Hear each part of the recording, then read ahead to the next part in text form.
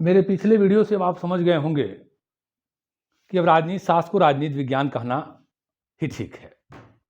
तो आज मैंने अपना टॉपिक भी चेंज कर दिया है, शब्द को राजनीति विज्ञान। और उसमें कोई दिक्कत हो तो आप मेरा पिछला वीडियो देख लें। उन वीडियो को देखने के बाद एक क्लियर हो जाएगा कि राजनीति शास्त्र को राजनीति विज्ञान कहना ही अच्छा है, बढ़िया है, सही है कि उसको राजनीति विज्ञान कहा जाए, ज़्यादा अच्छा है। तो आज हम आपके साथ इस बात पे चर्चा पे आए हैं कि व्यवहारवाद क्या है। व्यवहारवाद व्यवहारवाद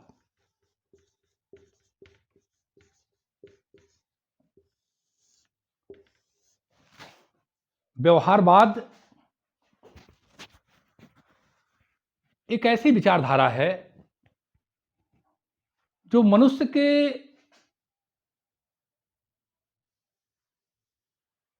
राजनीतिक व्यवहार का वैज्ञानिक ढंग से अध्ययन करना चाहती है। वैज्ञानिक ढंग से, वैज्ञानिक पद्धतियों के अनुसार, वैज्ञानिक तत्वों के साथ, वैज्ञानिक व्यवस्थाओं के साथ। व्यवहारवाद में दो चीजें बड़ी महत्वपूर्ण हैं, दो चीजें, अनुभव और क्रिया। तो व्यवहारवाद अनुभवात्मक है, अनुभव और क्रिया। अनुभव पे बड़ा जोर है, विज्ञान की पद्धति का उपयोग किया गया। अनुभव तब मिलेगा जब हम जाके प्रत्यक्ष रूप से किसी अध्ययन को करेंगे। और क्रियात्मक है, क्रियाशीलता है। व्यवहारवाद ने तर्क पे, चिंतन पे, कल्पनाओं पे इससे निकाला राजनीति को बाहर, और अनुभवों पे, वास्तविक अध्ययन पे, गणितीय अध्ययन पर, यानी वैज्ञानिक तत्वों को अपनाया। राजनीति को राजनीति विज्ञान की दिशा में ले जाने के लिए अग्रसर किया।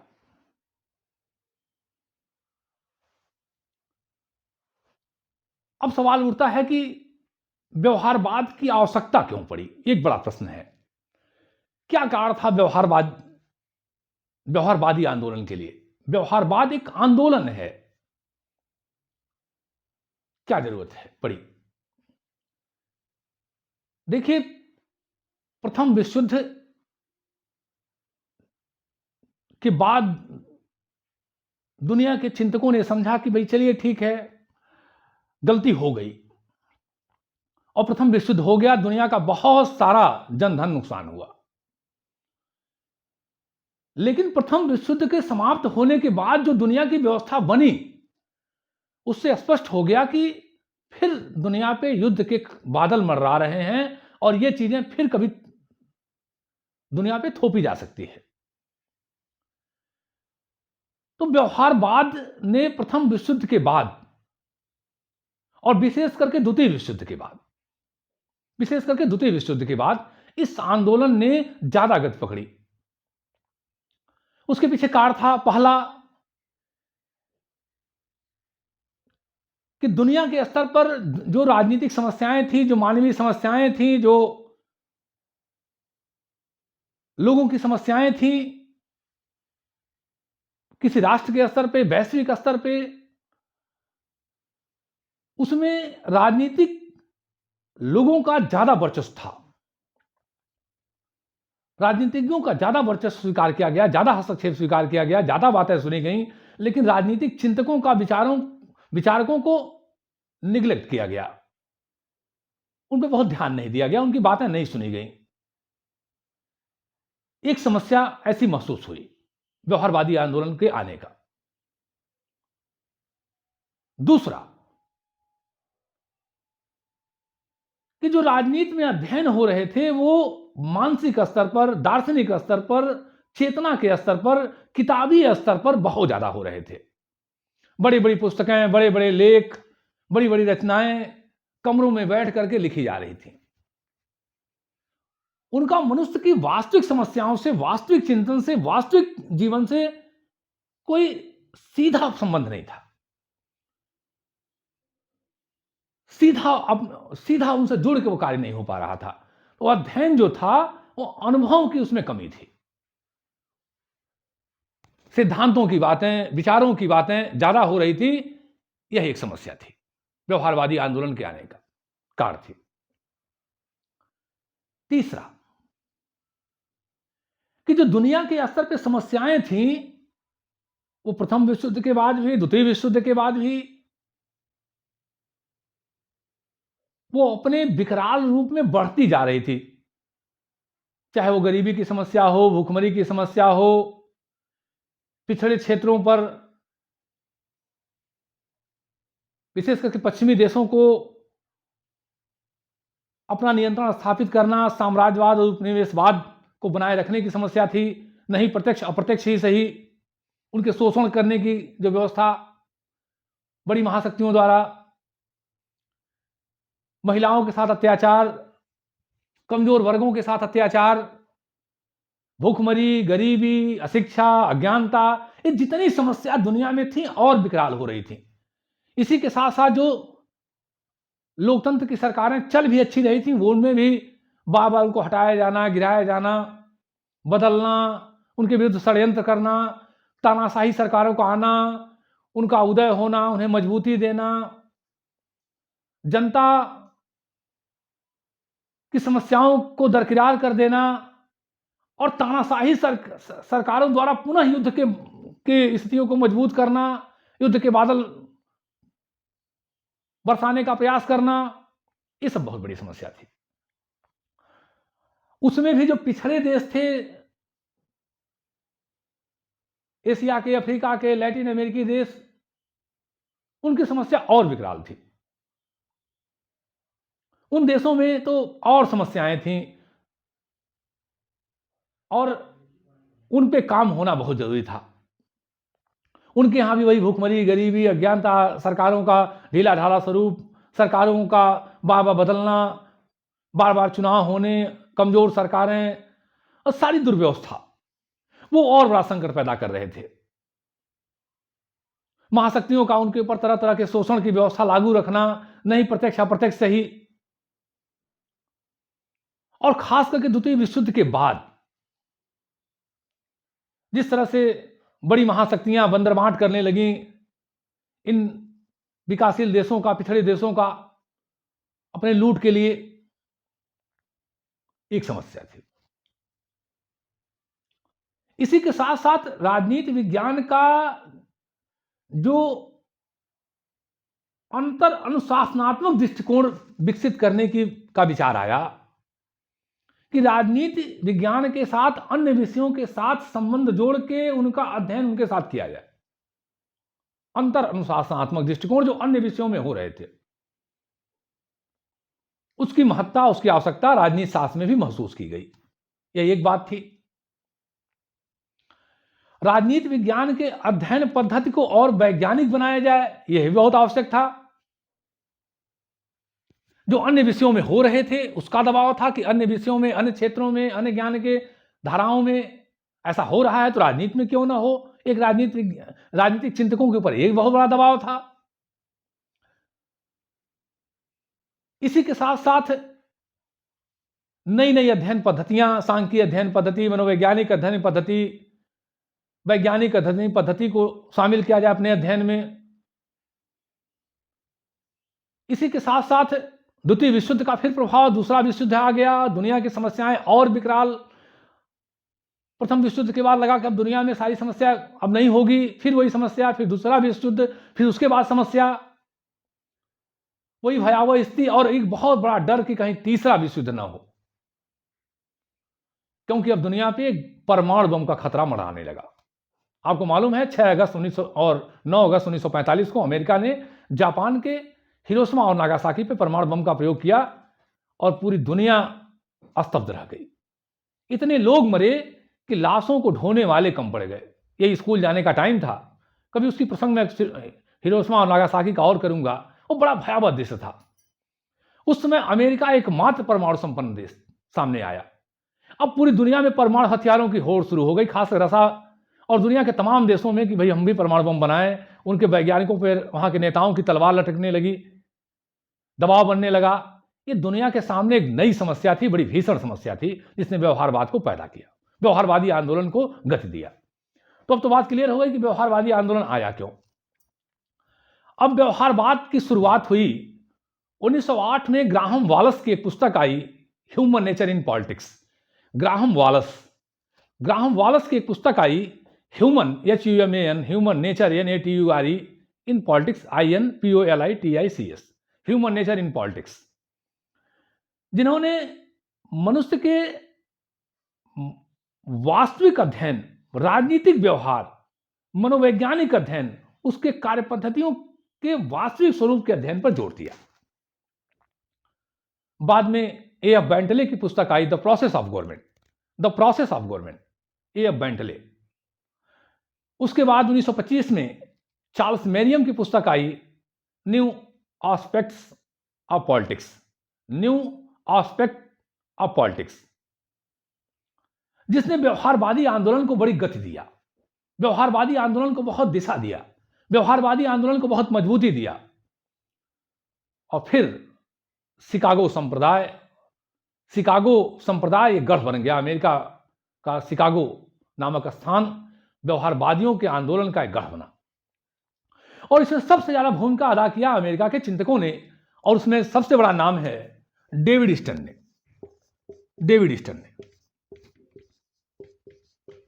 तो डेविड ईस्टन ने व्यवहारवाद को पैदा तो नहीं किया, व्यवहारवाद की वास्तविक नींव रखा 1908 में ग्राहम वालस ने, ह्यूमन नेचर इन पॉलिटिक्स से। मजबूती दिया A.F. बेंटले ने, और मजबूती दिया चार्ल्स मेरियम ने। लेकिन डेविड ईस्टन ने इसका बहुत गहराई से, बहुत वैज्ञानिक ढंग से, बहुत विधिवत अध्ययन प्रस्तुत किया व्यवहारवाद का, और व्यवहारवाद के प्रमुख तत्वों को बताया। तो अब हम आते हैं कि व्यवहारवाद की विशेषताएं क्या हैं, उनका प्रमुख तत्व क्या है।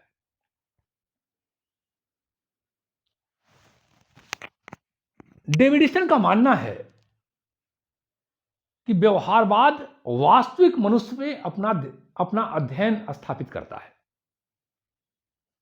ध्यान दीजिएगा, 3 बातें डेविड ईस्टन ने व्यवहारवाद में विशेष रूप से कही कि व्यवहारवाद वास्तविक मनुष्य को अपना अध्ययन का केंद्र बिंदु मानता है, कि मनुष्य हमारा अध्ययन का केंद्र बिंदु है, हम उसी मनुष्य को अपना वास्तविक अध्ययन बनाएंगे, मनुष्य हमारे अध्ययन का वास्तविक केंद्र बिंदु होगा, पहली बात। दूसरा, कि मनुष्य के राजनीतिक व्यवहार का एक इकाई के रूप में प्रत्येक व्यक्ति के द्वारा उसका पर्यवेक्षण किया जाए, अवलोकन किया जाए, पर्यवेक्षण, अवलोकन, ऑब्जर्वेशन जो आप कहें, मापन किया जाए और सत्यापन किया जाए।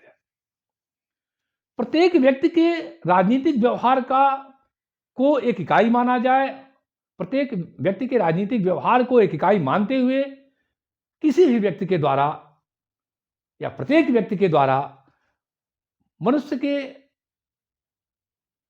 राजनीतिक व्यवहार का पर्यवेक्षण किया जाए, अवलोकन किया जाए, जो शब्द आपको अच्छा लगे, उसका मापन किया जाए और तब सत्यापन किया जाए। ये डेविड ईस्टन की दूसरी प्रमुख बात रही। और तीसरी कि मनुष्य की राजनीतिक व्यवहार के आधार पर, मनुष्य के राजनीतिक अध्ययन के आधार पर हम अन्य संस्थाओं के लिए, संरचनाओं के लिए वैज्ञानिक व्याख्या प्रस्तुत करें, वैज्ञानिक व्याख्या ले आए, लागू करें। तो मनुष्य का जो राजनीतिक व्यवहार है, मनुष्य का जो अध्ययन का राजनीतिक दृष्टिकोण है, जो राजनीतिक स्वरूप हमें प्राप्त हो रहा है वास्तविक रूप में, उसे हम अन्य संस्थाओं के लिए, अन्य राजनीतिक केंद्रों के लिए, अन्य राजनीतिक क्षेत्रों के लिए, अन्य राजनीतिक तत्वों के लिए वैज्ञानिक व्याख्या प्रस्तुत करें, वैज्ञानिक स्वरूप प्रस्तुत करें, उसमें वैज्ञानिकता आए, उसमें उसकी मान्यता बड़ी मजबूती से हो। ये डेविड ईस्टन साहब की तीन प्रमुख बातें रहीं। अब हम विस्तार से चर्चा करेंगे जो डेविड स्टन ने व्यवहारवाद के प्रमुख तत्व बताए हैं, उसकी हम चर्चा करेंगे। और पहला तत्व है व्यवहारवाद के प्रमुख तत्व।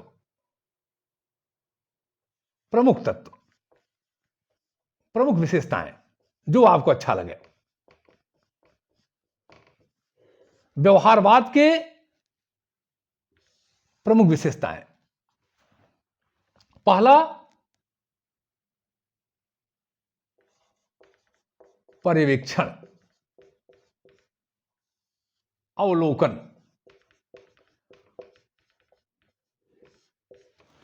पर्यवेक्षण या अवलोकन,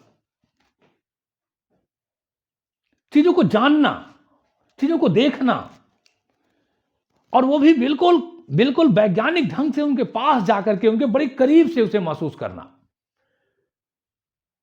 चेक करना, टू चेक। उन समस्याओं को, उन अध्ययन को चेक करना, ऑब्जर्व करना, देखना, जो एक वैज्ञानिक पद्धति की विशेषता है। दूसरा कि उनका सत्यापित करना, अप्रूव्ड कर देना, वेरीफाई करना, सत्यापन करना। दूसरा, सत्यापन करना। तो पहला अवलोकन करना, पर्यवेक्षण करना, नियमन करना, जो आपको अच्छा लगे, टू चेक। और दूसरा, सत्यापन, कि आपने देखा कि हां ये व्यवहार बार बार ये व्यवहार आ रहा है। अब इसको हम सत्यापित करते हैं, प्रूव करते हैं कि हां ये ठीक है। क्योंकि प्रत्येक मनुष्य के व्यवहार में, सारे व्यवहारों में कुछ ना कुछ चीजें ऐसी हैं जो बार बार प्रयोग के बाद, बार बार चेक करने के बाद वो चीजें सामान्य बन जाती हैं, वो सत्यापित हो जाती हैं, जैसे वैज्ञानिक पद्धति में होता है। दूसरा, तो आपसे हमने कहा कि सत्यापन। तीसरा, तकनीक का प्रयोग।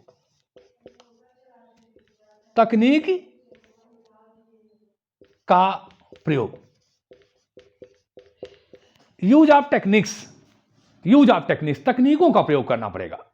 डेविड स्टन का मानना था कि तकनीक का प्रयोग करना है, हमें परिष्कृत, शुद्ध, निष्पक्ष होकर अपने अध्ययन में नए नए तकनीकों का प्रयोग करना है। जैसे वैज्ञानिक चिंतक करते हैं अपने विषयों में, जिस तरह से विज्ञान के विषयों में होता है, उस तरह से हमें नई नई तकनीकों का प्रयोग करना पड़ेगा, यूज ऑफ टेक्निक्स। चौथा,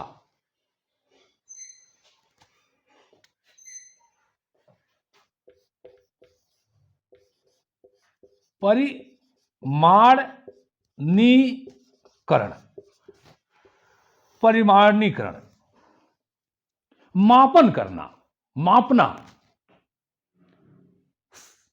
आंकड़ों को सांचों में ले आना, आंकड़े एकत्र करना, उनको सांचों में ले आना, वैज्ञानिक ढंग से उनका वर्गीकरण करना, यह बहुत आवश्यक है कि हम उनको एक परिमाण दें। जो हमारे अध्ययन है उनको हम एक सांचे में ले आए, एक लेख में ले आए, आबद्ध करें, इसी को हम परिमाणीकरण कहते हैं। उन्होंने कहा उनको एक व्यवस्थित स्वरूप दें, उनकी गणना करें, उनको आंकड़े में ले आए। परिमाणीकरण का मतलब होता है एक सांचे में फिट कर देना, तो आंकड़े में उनको ले आना, लेखबद्ध कर देना, लिपिबद्ध कर देना। और पांचवा, समग्रता। पांचवा, समग्रता।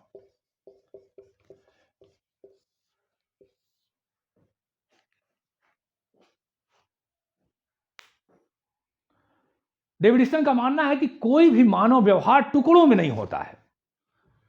किसी भी समस्या का समाधान अगर हमको वैश्विक स्तर पे करना है, व्यापक पैमाने पे करना है, तो मनुष्य को इकाई मान करके उसका अध्ययन करना पड़ेगा। अगर संपूर्ण मनुष्य को एक इकाई मानेंगे तो समस्या को भी एक इकाई मान लीजिए, और उसको हम समग्रता के रूप में देखें, टोटल रूप से उसका अध्ययन करें।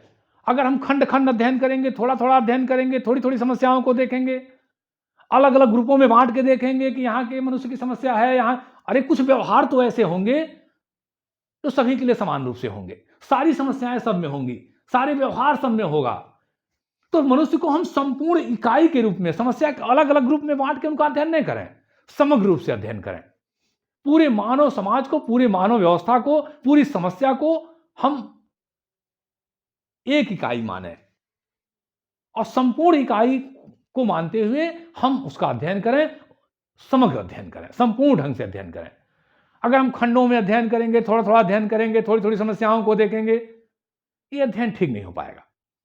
तो समग्रता प्रदान करें, यानी एक संपूर्ण इकाई के रूप में हम समस्याओं को देखें और उनका अध्ययन करें। अगली एक विशेषता है व्यवस्थाबद्धीकरण। व्यवस्थाबद्धीकरण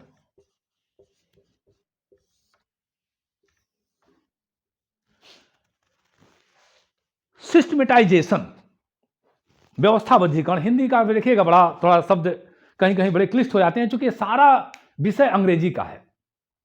पाश्चात्य चिंतन से यह सब कुछ प्राप्त हुआ है, जिस मैं अभी तत्काल आपको बता रहा हूं। तो हिंदी ट्रांसलेट करने में हमारे जो हिंदी के लेखक हैं या हमारे आप जैसे हिंदी भाषी क्षेत्रों के लोग कुछ थोड़ा बहुत इधर उधर ट्रांसलेशन हो जाता है। वहां मैं आपकी समस्या दूर करने के लिए अंग्रेजी का प्रयोग कर दूंगा। सिस्टमेटाइजेशन के बाद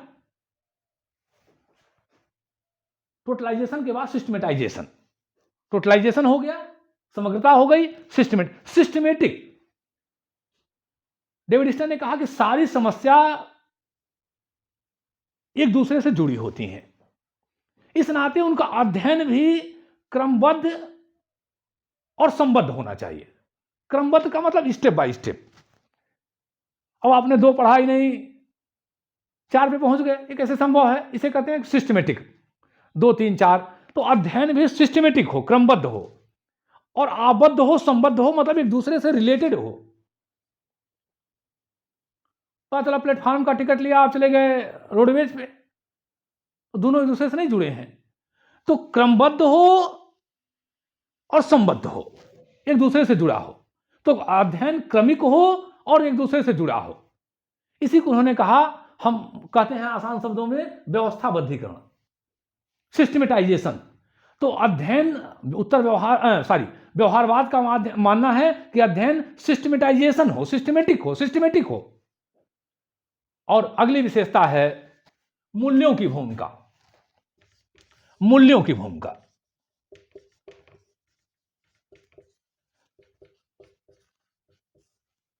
आदर्श की भूमिका।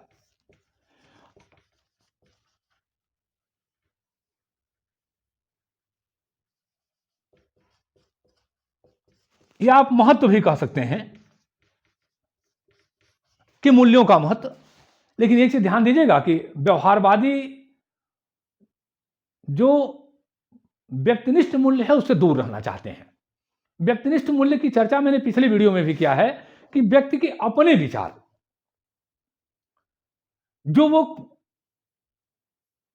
उसके निष्पक्ष अध्ययन में बहुत बड़ी बाधा पड़ती है। वो पहले से ही बना करके आता है कि हमारे ये विचार हैं, हमारे ये मूल्य हैं। अरे भाई, जब आप पहले से ही अपना बना लिए हो तो आप वैज्ञानिक ढंग से अध्ययन कैसे कर सकते हैं? तो पहले से ही लेखक विचारक अपने विचार लेके आता है। अब पता चला कि महिलाओं से आपको नफरत है और महिलाओं के कल्याण के आपका अध्ययन के लिए आपको विषय दे दिया गया। किसी देश के प्रांत के लोगों से आपको अंदर मन में अपने अलग विचार हैं और उस पर आप अध्ययन करने जा रहे हैं, तो निष्पक्ष अध्ययन कैसे कर पाएंगे? तो व्यवहारवाद व्यक्तिनिष्ठ मूल्यों की बात नहीं करता है। व्यक्ति अध्ययनकर्ता को उस अपने मूल्यों को शामिल करने से दूर करता है। लेकिन जो समाज का आदर्श मूल्य है, जिस मूल्य की बात हम राजनीति शास्त्र में करते हैं, वैल्यूज की बात करते हैं, तो समाज के आदर्श हैं। जैसे लोकतंत्र अगर है तो समानता की भावना हो, स्वतंत्रता की भावना हो, लोगों में कर्तव्य पालन हो, अपने कानून के प्रति निष्ठा हो, अपनी जिम्मेदारियों का आभास हो। तो कुछ जो मानवीय मूल्य हैं, जो समाज के आदर्श बनाए रखने में उनकी भूमिका है, या उनकी महत्ता है, उन मूल्यों को स्वीकार करते हैं, व्यक्तिगत मूल्यों को नहीं, आदर्श के मूल्यों को, सामाजिक मूल्यों को वो स्वीकार करते हैं। और अगला उनका विषय है, विशेषता है, वो है शुद्ध विज्ञान। शुद्ध विज्ञान, प्योर साइंस।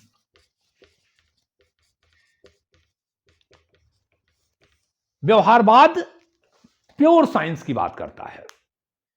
वो राजनीति को मानसिक धरातल से, अध्ययन के चिंतन स्वरूप से उठा करके, दर्शन और कल्पनाओं से उठा करके प्योर साइंस बनाना चाहता है, शुद्ध विज्ञान की पद्धति बनाना चाहता है, शुद्ध विज्ञान विषय बनाना चाहता है, अध्ययन को शुद्ध विज्ञान के सांचे और ढांचे में ढालना चाहता है। प्योर साइंस, प्योर साइंस उसका प्रयास है। वो कल्पनाओं में, तर्कों में विश्वास नहीं करता है। तो डेविड ईस्टन का मानना था कि राजनीति के अध्ययन को शुद्ध विज्ञान की पद्धति को अपनाना होगा।